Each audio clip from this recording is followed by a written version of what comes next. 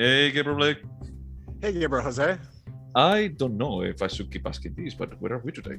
I feel like we might want to retire that question because I'm still in San Francisco and you're still in Chicago, and it seems like that's how things will be from now on. Well, but I want like the audience, like those 4 people that listen to us, is like to actually just get in the comfort zone about like this is always going to be the answer. So when you come to visit soon, let's hope, is that they're going to be like mind blown. They're going to be like, oh my God. What? Well, it's in Chicago. Exactly. It's amazing. And the thing is that they're not going to be able to listen to anything because we're going to be in a dive bar. And he said the audio is going to be terrible. So, yeah. But yeah, we're still like Midwest, West Coast connection. And what did we watch today? Today we watched the 1981, I would argue, cult classic, just for its reputation. We won't say what that reputation is, but the 1981 Faye Danaway film, Mommie Dearest. And this is a movie that you already watched before. I watched it at my best recollection. I think I was like 14, 15. I saw it on like AMC or maybe Turner Classics. Watched it and I was like, oh, that's a pretty good movie. And I was proud of myself for watching like an ancient film. It was even in color. Up until I was like 23, I really didn't like movies made before 1990. I'm embarrassed to admit that, but yeah. Well, but that's the reason why one of your favorite movies was Magnolia. My favorite movie was Magnolia. It was like the pantheon of the movies, and there was only one movie, was Magnolia, because lasting 3 hours, there was no room for anything else. Yep, I just watched it over and over and over. God. You watched like the whole thing, not only like the scene with Julianne Moore, like suck my dick. That scene and the scene where Tom Cruise does a somersault in tidy whities, and he has a magnificent bulge that I admired greatly. Okay, that has to be like one of the gayest things that we have ever said in a podcast. But why did you make us watch this? I watched it as a teenager and I thought it was a pretty good movie. Only years later did I discover that it won the Golden Raspberry for the worst film of the year in 1981. The Golden Raspberry, the worst. They give awards, They're Razzies, no? Yeah.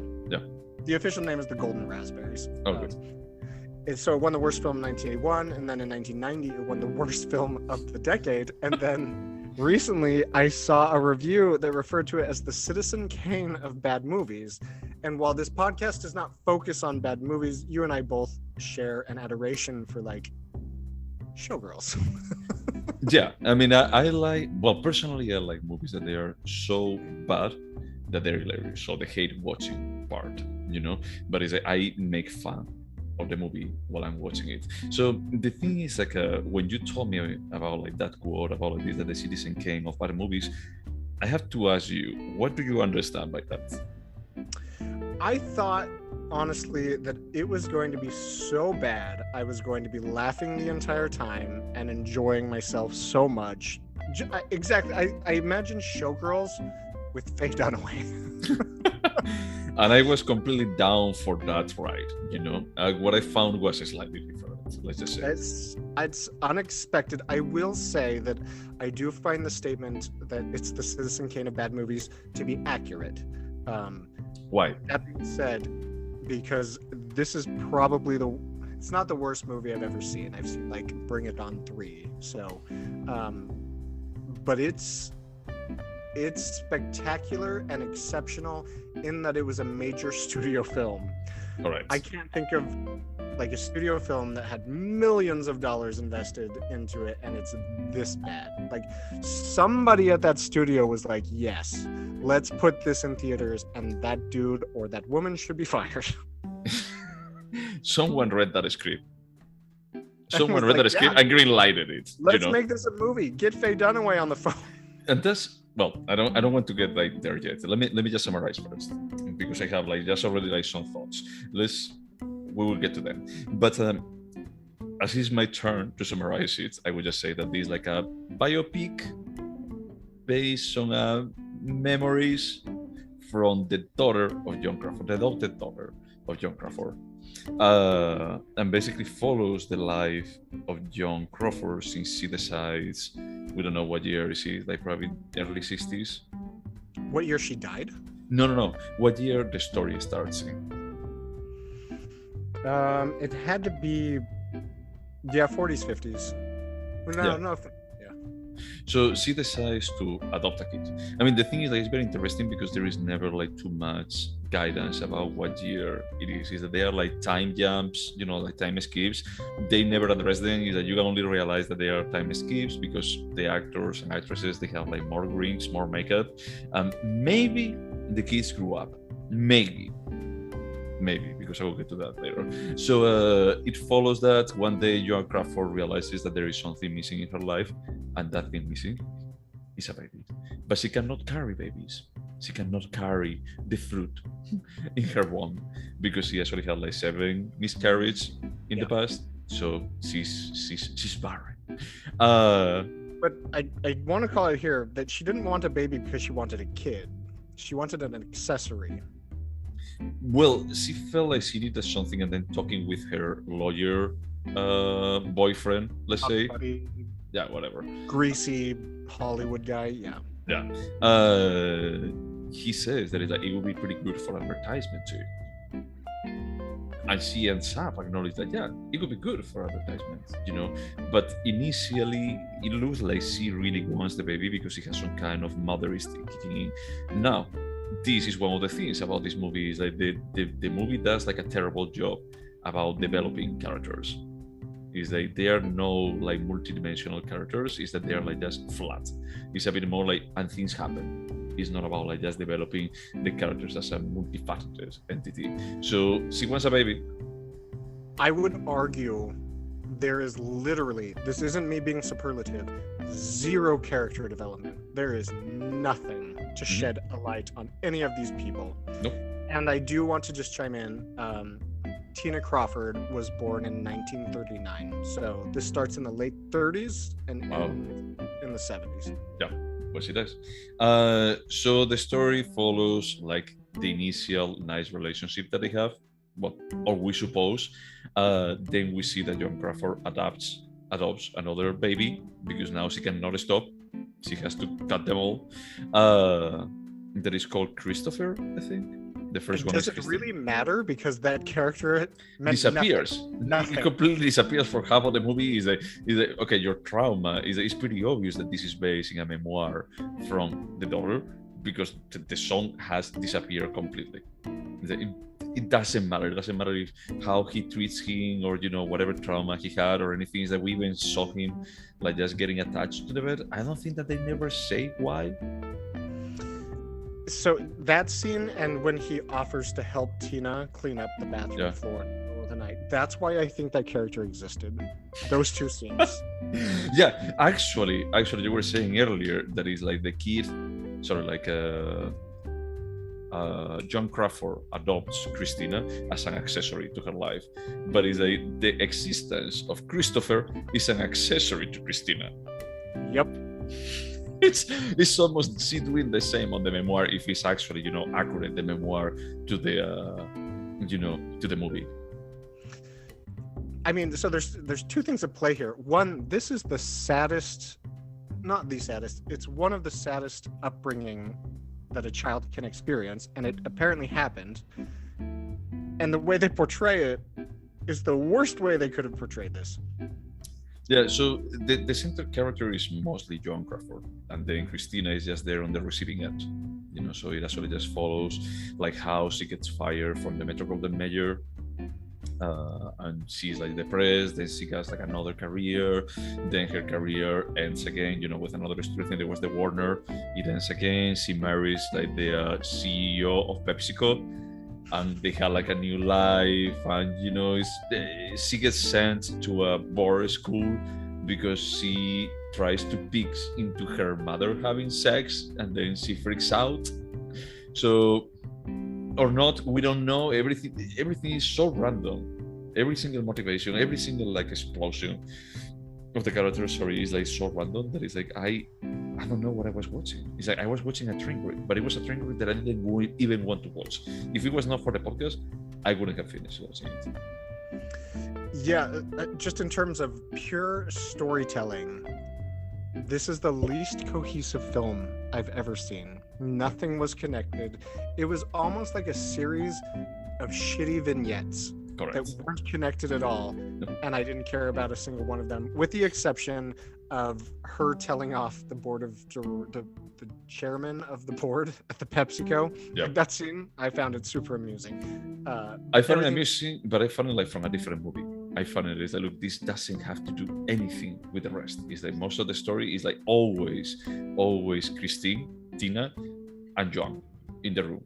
And Joan Crawford doing something terrible to her. And now we have this scene. Is like, are you trying to develop the character now? Are you trying to give me like some kind of insight of the psyche of this character? Is like, what is the point? I have already watched this like for 90 minutes. And I will say, if that was the point, they failed again, because we understand she's a bitch. We get it. Yeah, but it's like, it's not like a good bitch. It's not, I don't know. It's that the characters, I couldn't develop any kind of empathy with them. It's that I didn't care about the daughter. It's like at the beginning, I was like just trying to show some kind of empathy for her, but like, poor thing, you know, when they have like the competition, when the John Crawford like challenged Tina to swim faster. He's like, what a bitch, you know, that's not the way of bringing a kid. And they were like, I don't care. It's like nothing of this feels realistic in any kind of way. The girl was like 5, and her mother was like challenging her to swim races, which obviously the girl lost. Mm-hmm. But it's not even like, it doesn't even make you feel anything. The one time that I felt something was when she's being driven to boarding school after the incident. When the girl is just begging, please, whatever I did wrong, I will never do it again. Like that hurt my little heart, even though I'm dead inside. I was like, that's an abused child, and this is horrible. Yeah, it's an abused child, and he still wants to just stay, you know, with the mother because it's a toxic relationship. But at the same time, it's like she knew what she was doing. You know, is that there is this. The title of the movie comes from the perspective that Joan Crawford tells her that you have to call me Mommie Dearest. You know, as she starts using it in a bit more of a rage. This is not the kid's fault. This is not the kid's fault in any way, shape, or form. Okay, it's not. I'm not blaming. It's like nothing that she did. It actually just justifies like just dumping her in a boarding school.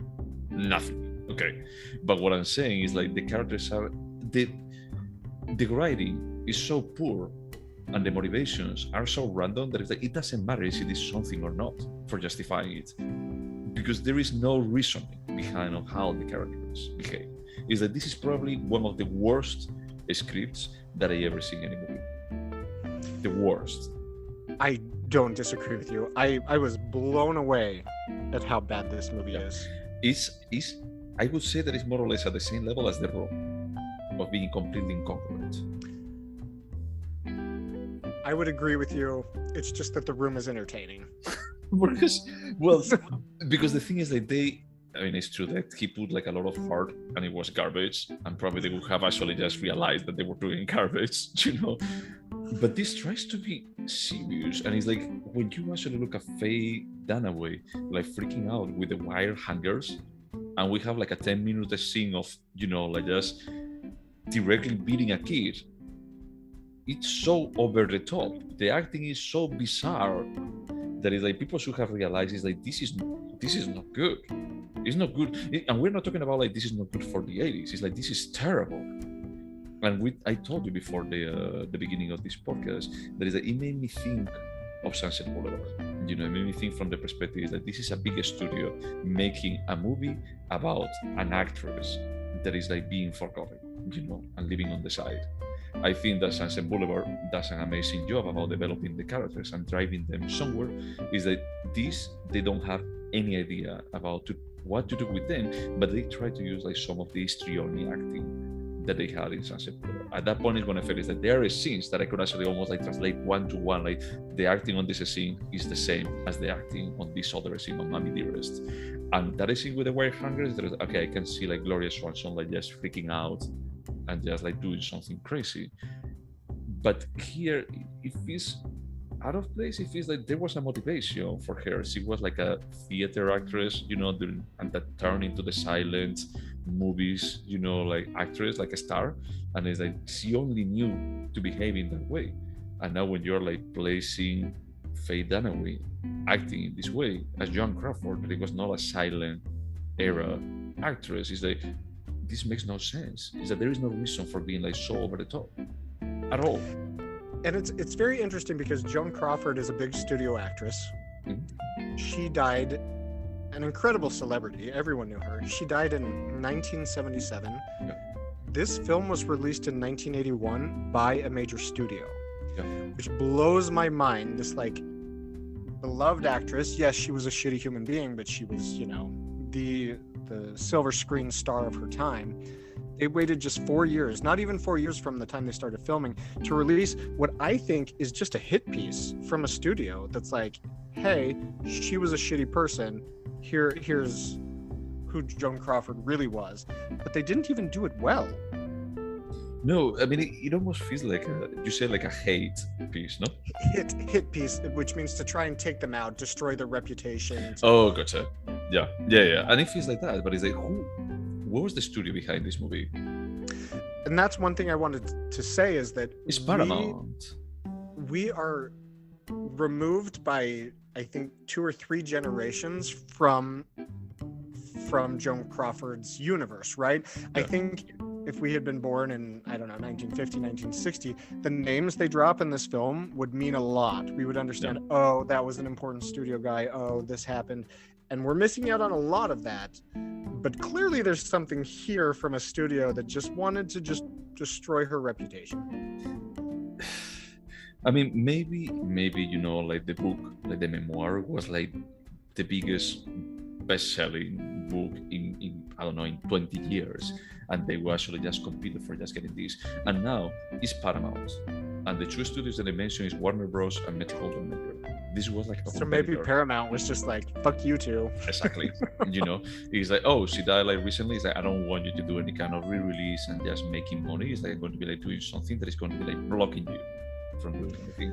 I'm pretty sure that the biggest studios, like probably like Warner and Metro-Goldwyn-Mayer, trying to get like the license, you know, like the rights for an adaptation and never adapting it. Yeah, I would believe that. And what I was saying about us missing out by not being part of that generation, in my mind, this is like if Angelina Jolie's adopted kid wrote a nasty memoir and then they made a movie into it.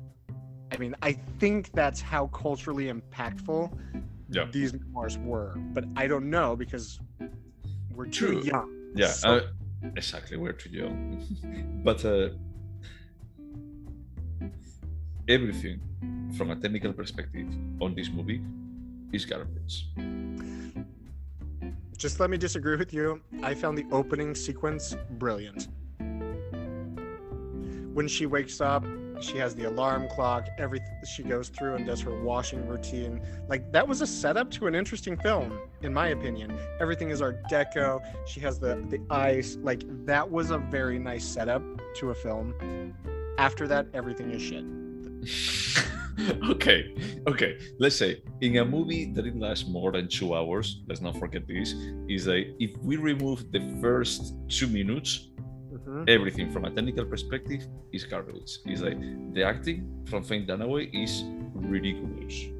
It's just terrible. It's like I rarely say this, but it's a bit more like by comparison, but the best actress is the little girl, Christina.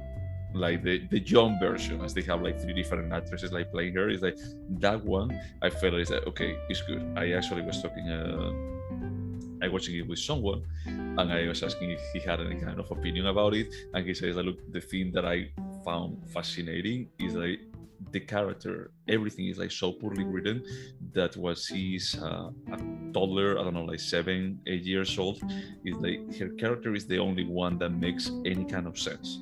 Everyone else around her don't. Is that they are behaving like random entities, you know, when she actually is a bit more adult about like just doing reflections about like what is going on here. Like when he says like, "Ma'am, you cannot compete with me when you are like so big, you know, compared with who I am." He's like, "Well, I guess that life is not fair. That's a lesson that you have to learn." He's like, "Well, then I don't want to play with you." Yeah, no, I agree, and I hesitate because that scene was particularly like harmful because they do race, and obviously the little girl loses, and she said, "I'm bigger than you, I'm faster than you, and I will always be."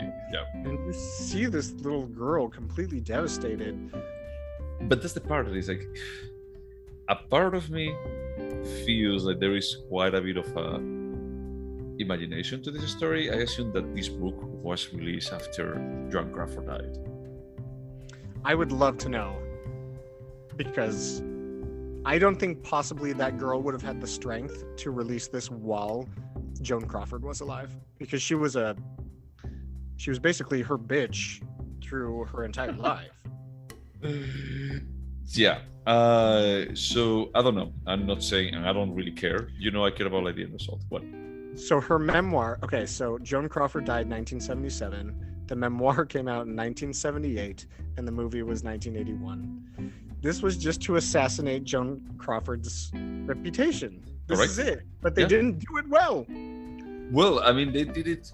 If it actually had like a box office of 19 million, is that they did it well enough. It actually attracted people to the cinema. That's true. So from that perspective, is like we all think about like I don't know, like golden age actresses. Is that they mention Ingrid Bergman, is that we remember about her, and like Garbo and the likes. Is like we still remember her. Joan Crawford is not named that often.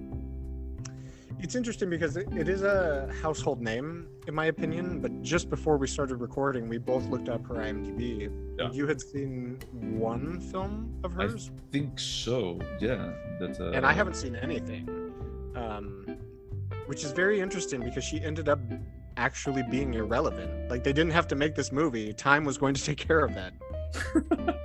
Well, because cinema sensitivity like changed quite a bit, and I think that for us, and just correct me if I'm wrong, is like we don't buy into the star system. Is that the star system was based into it doesn't matter who is the director. It's about like who the actors and actresses are, and I think that we focus more on the director more than the actors. That's true, yeah. So for us, it's like we never watched anything because most of the directors that they were working, and that's the reason why we're talking with Billy Wilder before we started recording, is like most of the directors on the big studio golden age era, they were just accessories about like, hey, look, we have this script, you're going to be directing it, and these are the actors and actresses. We decide everything for you. You don't have any kind of voice. And Billy Wilder was challenging that. I agree with you, and I think that well, you really like the silver age, like, how do you refer to that time? Like the golden age of Hollywood, of the silver screen. Yeah. We really don't go back and watch like the big hits of the time. It's what has stood the test of time. And apparently not much from Joan Crawford has stood the test of time. I could be completely wrong. This could be just a gap in my knowledge of film history, but I feel like nothing of her work ended up being timeless.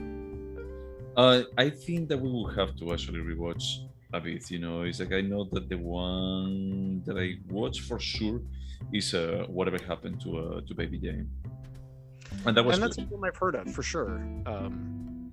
Yeah, but besides that, is exactly what they describe. Is like she was a star on the studio system. It's like she was like the kind of person that it would be like attracting someone. It would be. I don't want to say this, please don't take it like in a literal way, but it was like the Vin Diesel of the 40s, or the Dwayne Johnson of the 40s. That is like That's Dwayne Johnson. Metaphor or comparison. From the perspective, it's like Dwayne Johnson is in a movie and it attracts people. It gives you like a guarantee to some people, not to us. That is, like, gives you some kind of guarantee that it's going to be an enjoyable movie, with some action and some elements that I really like. And I think that she connected with what the audience wanted, It was portraying like a type of role. Oh, she was? No? I was that one, at least. As a chariot race spectator. So I think she was an extra. It was uncredited, man. That's... yeah, I had to say that there is even like a meta part on this movie, that I found like fascinating, but also at the same time like even more insulted about it, when Joan Crawford, when Faye Danaway playing Joan Crawford, is complaining about like the studio only gives them like serious scripts, and it's like, is this some kind of self-reflection about Faye Danaway where her career is right now? About like, you are doing this and you are like a woman at a specific age that is like Hollywood just discards women after 40. They said, you're dead to us. They said, there are no roles for you. It's like, Interesting. She was doing an assassination piece of basically herself. She was like perpetuating this like misogynistic, like ageist. Oh God, I hate this movie. I hate everything about this. I felt it's like, wow, this is pretty wrong in several layers. That's the reason what I was telling you. It's like there are like several levels here of wow. No one really like thought about this. Also, I have to say, I don't usually pay attention to this. The editing on this movie is garbage. Everything was garbage. There is like a lot of scenes that they last like longer than they should. You know, it's like, what do you have like 3 seconds? Like, just, I mean, the first time that I mentioned it was like when they're on the birthday party, the first time that we see like the 6-year-old Christina, and there is like this photographer that said, I'm going to be like taking a picture of you, and he's like, oh, I'm going to be taking a picture of you, and then like 3 seconds that the camera focus on the journalist. That is like, why are we seeing this for 3 seconds? And then they move to Joan Crawford. Yeah, and they move to Joan Crawford. She says something, and then there's like a weird face that she does, and the camera stays there for 2 more seconds. It's like, what are we doing here? It's like, who edited this? Did he fall asleep? Well, I can't argue with the fact that this had a $10 million budget and it made $19 million. But I feel if they had let a decent editor anywhere near this, it would have been like a concise 90 minutes. We could have seen the crazy. We could have seen the suffering children. There was no reason. What was it? 2 hours and 8 minutes? 2 hours and 7? Too long. Just too long. Too long of complete nonsense with not a single scene connecting with another scene. It's, yeah, honestly, it's the reason why I was asking you is that I don't even have like a time frame reference of like what point in time they are, because there is not even like anything on the house that it would indicate this in the 30s, this in the 40s, this in the 50s. Nothing. Absolutely nothing. I think the first time we get a sense of how much time has passed or not passed is when Tina comes back from, well, again, is it boarding school? Is it college? We don't know. We just know she grew like 2 feet and she's talking about school. Insane. It's terrible. The script, it almost feels like, dude, this is the first draft that someone did. But the first draft is I'm going to be like putting the elements that needs to be on the movie, and then I'm going to be making out of this a story with several reviews of this, like revisions of this. They never did that. They just stopped there. It honestly made me seriously want to read Tina's memoirs to see are they as bad? Like, is that why the movie's so bad? Look, there are like 2 potential outcomes that they are equally bad or even worse. That is like just a bit more of a, how do you say, like dysfunctional alcohol fuel memoir, let's say. It can be one of the outcomes, and then the other outcome that is actually significantly better. What did you win in either of those cases that you cannot get with just reading a review online? The answer is nothing besides over 2 hours of like confusion and like desperately grasping for something of value. But you already got that. I mean, like just reading the book that you could be like investing, let's say like 15-20 hours. So the only thing I could get from the book is understanding what I'm guessing are pretty influential characters from major studio heads in the film. Like, I want to know that drama that she was clearly involved in when she goes to dinner with her boyfriend and the studio head insists they have dinner and she doesn't want to. Like, you can tell there's a lot of backstory there that they weren't able to convey in the film. That's what I could get out of the memoirs. I will not read them. But I don't think that you will ever get that. It's like, because that is seen as is like the memoirs from the daughter, it's not about Joan Crawford. That's true. It's like, so that is seen, and the scene when she actually sits down on the table with the PepsiCo board of directors is like they have no meaning. They're like random. It's like it actually just is part of another biopic that it never happened. Now I'm wondering if those were like completely fictional scenes that the screenwriters Maybe. wrote in. Maybe it was the point. Maybe that was the second revision about like, oh, we need to add like more character to Joan Crawford. You know, We going need to be see that. her being a bitch, not just to her kids, but to Exactly. the entire board of PepsiCo. Honestly, this has been this movie just personally offended me because it was like, as I was telling you before we started recording, this is like the dying man fart of a movie of the studio system. Is that this like it comes from the studio system, it criticizes the studio system, but it's still part of it. You use Faye Danaway, that is like part of the system. Is like what? And I don't like the studio system, but it's like I like that kind of golden age, you know, a bit more melodrama, and use quite a bit of those elements, but using so poorly that this is like the cheapest way that you could actually have made this movie. I agree with you, and if I take like 4 steps back and think, what was trying to be achieved here? Was it a good, interesting story? Was it to expose somebody? Is it to, I don't know, educate people on the dangers of growing up in the Hollywood sphere? I don't know. And it didn't achieve anything.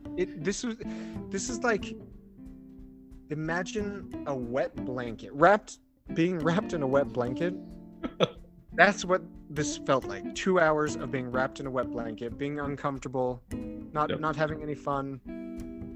I don't get it. Yeah, honestly, when you were mentioning this, a cult classic, is that I cannot imagine anyone watching this voluntarily nowadays. You will watch like the snip, you know, like the parts that they are hilarious, you know, but everything else is. I'm giving away one of the questions, is that I would never subject myself or anyone else to questions for the price of one to this. So I'm going to come and see you in roughly a month and a half. I would happily watch Showgirls with you twice. Okay. Happily. Okay. I would enjoy it. Okay. I will never happily watch this film again. Never. No, happily or sadly or any kind of other emotion, you know, it's like there is no, it's like this is something it's almost like my survival instinct kicking in. It's like I'm never watching this again. It's like if it starts like showing up on the screen, I will run away. You know, it's like no. I cannot put myself through this again. But yeah. Should we go over the questions? I guess. I don't know. I feel like we just end this here. Nobody should spend any more time on Mommie Dearest. Okay, let's do it. Let's do it fast. Would you watch it again? The honest answer is yes, because in 15 years I'll forget how bad it is, and I'll be like, oh, let's watch Mommie Dearest. I'm gonna say no, but probably yes. Okay, I'm going to be like yes, probably yes. I'm going to leave a note here. For me, it's absolutely rotundly no. I tend to like bad movies, you know, in a bit more of a guilty pleasure kind of way, and I like movies that they were not intentionally bad. This is non-intentionally bad. There is no fucking way that I'm going to ever be watching this. Yeah, no, put no for me. I mean, you may actually give it another try, but could you recommend it? I would just say this because I already said earlier, no. So I would honestly, if I found somebody at a bar who was a piece of shit to me, I'd be like, oh my God, have you seen this movie, Mom? I would genuinely recommend it to punish someone. Okay, But I'd Blake. recommend someone looking for a good movie, never. Okay, Blake, I had to tell you this as your Gaybros, and this is going to be like getting a bit personal. But if you're going to be like recommending a movie to someone and you think that they're going to be like watching it, is because they, albeit they may be like terrible human beings, they appreciate your opinion. And if they appreciate your opinion, I think that you're not going to be like hating them enough for recommending them this. Fine. No, I won't recommend it. Okay. Could you remember it? I mean, no, this is such a completely scrambled mess. There's no like sensical plot. No. Like, we will both remember the scene where she freaks out about wire hangers. That's it. That's what we'll remember. Yeah. That thing is amazing. I was mentioning you earlier. There is this bar, Sidetrack, in Chicago, that is supposedly where the musical Mondays started. That is that they just play musicals and people sing along. And this is more hardcore than the age musical Mondays. where they have like the subtitles and everything.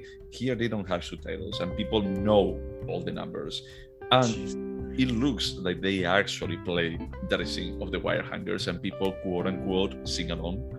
So it's like that's how memorable that city scene was. But now, if I'm going to be like remember it, is like I don't think so. You're absolutely right. It's like it's such a mess that I would remember it in a way of a cautionary tale for myself. Well, I don't watch this again. Why? Is like because it's garbage. Why? Is like I don't know, but it was garbage. I don't need to confirm it again. Like, I was trying to think of the most extreme scenes in the film, and spoiler alert, there's adult Tina that Joan Crawford tries to strangle. Oh yeah. I'm not going to remember that in like 2 days. Like, it's so forgettable. Everything is so forgettable. Yeah, it's I don't know how they actually made, because it looks believable, the kind of fight that they have. It gets like really violent, really physical. Lots of glass. Yeah, and I didn't care at all. I didn't care. I was like, is this movie almost over? That's what I thought. Yeah, it's what I was thinking too. But at that point, it says that they fight for almost a minute, and no editor.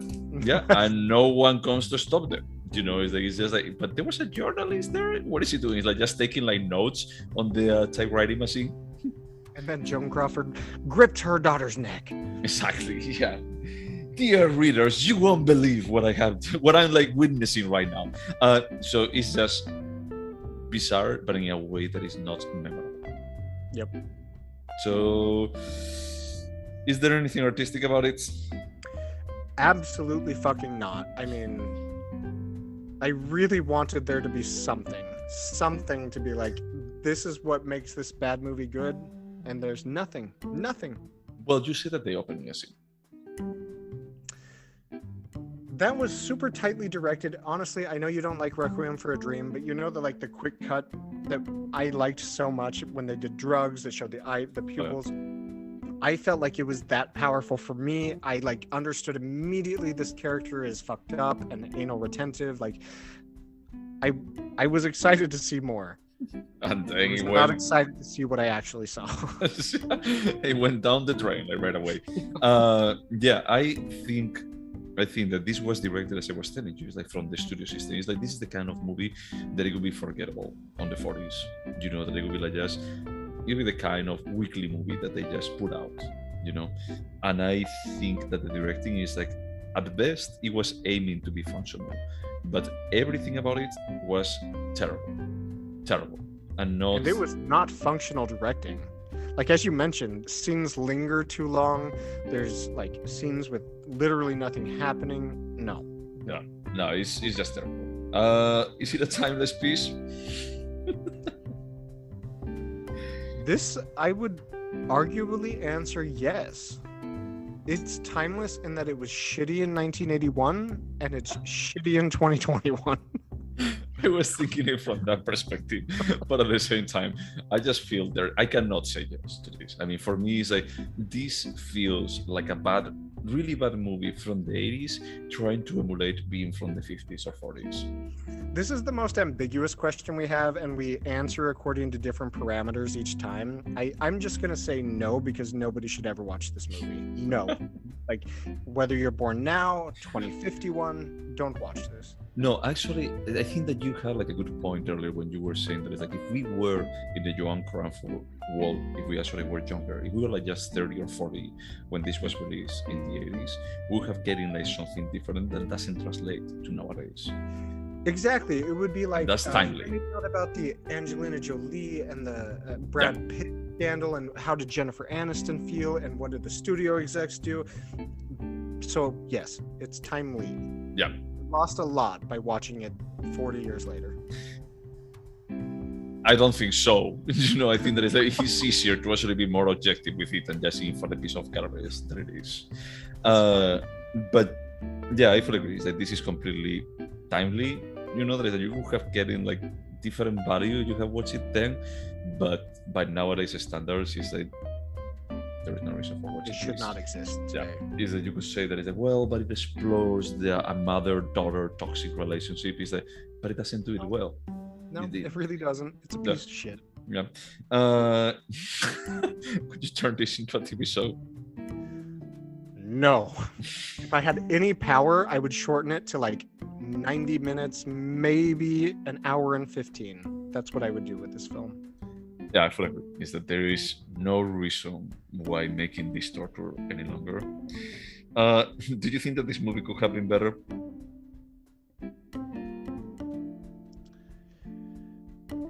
So we obviously have a lot of complaints about the film, but I don't think there's any way to save. There's no way to save this. You would have to start from scratch, ignore Christina's memoirs, and write a completely different script. Like this is no. Yeah, I agree. I mean, I think that is that there is no way of making this movie in 81 any better. Is I think that they could have to make it not about like drunk for. Is that you don't have to be like just root in reality or anything. Is that just if you want to make a story about like a toxic relationship with a daughter, you know, is that just do it about that. Don't have to just hook it into the memoir. Or you could go the other way, whereas Joan Crawford had an interesting career.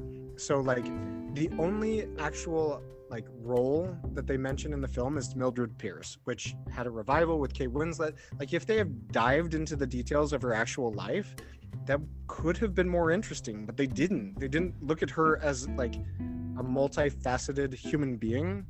They were just like, let's make her look like a piece of shit. No. That was everything. Yeah, that's what we're doing. So I think that's the last question. So should we score this? We should, and I haven't thought about a score up until this point. I have thought about it, but I need to ask you something. Is like, what is our scale? Because I was checking, is that the lowest score that we have is a 1, and the highest is a 10. What did we give a 1 to? You gave it to the room. The room? Yeah. Okay, so my initial score, is it me first? No. This was me. my score. Yeah, but that's the reason what I'm asking is like, what is the lowest? Because if the lowest is a 1, this is a 1. If the lowest is a 0, this is a 0.25. The lowest is 0. Okay, 0.5. I'm not going to be that's my exact score. My initial idea was a 1 because I thought that was pretty damn low. But if I gave the room a 1, this is a 0.5, and maybe not even that. Like this could be a 0. There's nothing redeeming about this film. Well, the thing is that those scenes that they are like so overactive is that they're hilarious. They are not intentionally hilarious, but they're hilarious. Is that there was at the beginning of the movie, I was actually having high hopes about like this going to be so bad that it's good. That when the boyfriend arrives and Joan Crawford, that he has like a dozen of servants in the house of help, is that she's actually teaching them how to clean the house. And then the guy arrives and he's like, you have to remove your shoes. He said, oh, do you want me to remove the socks too? He said, I can handle the shoes. And there is this kind of innuendo, like very like tacky innuendo. That is like the Carol Ann, that is like the main helper. He's like, ooh. And then there is this tackiest scene that she's like in front of 3 different showers, but she's completely dry. That is like, what is happening here? That was so bizarre. I was like, did multiple shower faucets exist before like 1990? Because I feel like that's a new thing. But exactly. Apparently. Well, but that's the thing is, I guess this is completely detached from time. Is that you don't know if it's the 30s, because that's supposed to be the 30s at that point. Yeah, it is like the late 30s, like pre the end of World War II. Correct. Which they don't even address that. Oh no, it's the reason what I think that is like I don't think that even checking the book would be worth it. You know, because I think that this is like just based almost like as close as possible, and the book may be like just very light into my mother was abusive. That's it. And it also feels like, hey, my mom died. She didn't leave me any money. I'm gonna write a book. And I had to write it before my brother. And I'm not going to be like basically mention my brother at all. You know. There's so much to unpack with this film. But nothing good. Of value, nothing worthwhile. There's just a lot of shit here. I would say that there was a part that I found hilarious, you know, about like, okay, this is almost like soap opera level. There is another meta point when the girl gets like a tumor, like a benign tumor. Yeah, And she goes to the gets hospital. cast in like a TV series or a film, and she gets sick. Yeah, and then she goes to the hospital. She has to stay there for some days. So the producer of the show is going to be like, is visiting the hospital, and Joan Crawford just intercepts her and says like, well, she's going to be here for a while. Is this going to be a problem for it? And the next scene is basically Joan Crawford playing her daughter's role in the soap opera. Which was so fucking absurd. It's not believable at all that I thought this must have actually happened, because this is weirder than like real life. But that part I felt is like, okay, this is good, but I didn't really develop it too much. It's a bit more like, okay, this feels like a comedy sketch, But they also like linger too much. I think that is okay. This is the kind of thing that the daughter could have addressed about, like, are you jealous of my career that is taking off, or what is going on? But also she gets sick, she gets hospitalized within a day or two. The producer comes, the mom takes her place, and then for whatever reason, the role that Tina was given is on TV. Like, they're not in rehearsals, they're not... Well, because the thing is, like, at that point in time, is I think that it was like pretty common for soap operas like being live recorded and live streamed. Oh, it was a soap opera. I didn't quite understand what role she had. Okay, that makes more sense. Yeah.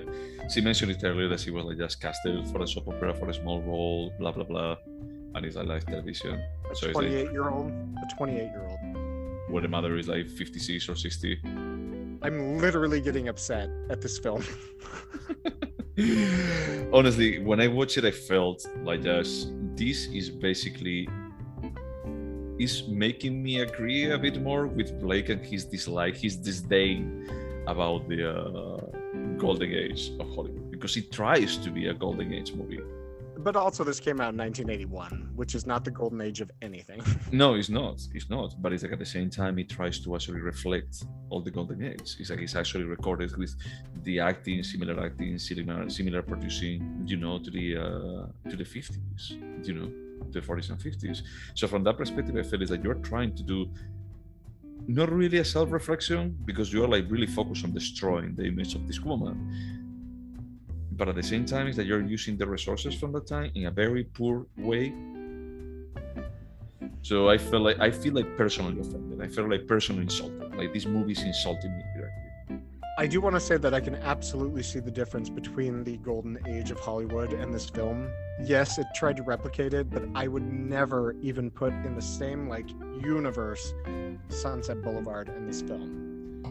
Thank God, because otherwise this call would have ended at this point. But yeah, so as this was your pick, and I'm trying to be judgmental when I say that, the next one I wanted, we discussed like multiple different directions about like where to go, but I want to cleanse my palate, and just like, I don't know, improve the reputation of big studio kind of thing, kind of movie, and I going to go with the movie with the best script ever according to adaptation.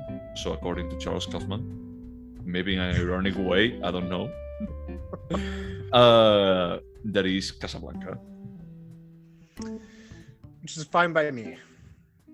I like your pause. It's fine. I'm looking forward to discussing it with you. Oh, yeah. I mean, I watched it a couple of times. I wonder how it ages. That's the difficult watch over cinema. Let's hold off on any discussion until next week. Okay, all right, sounds good.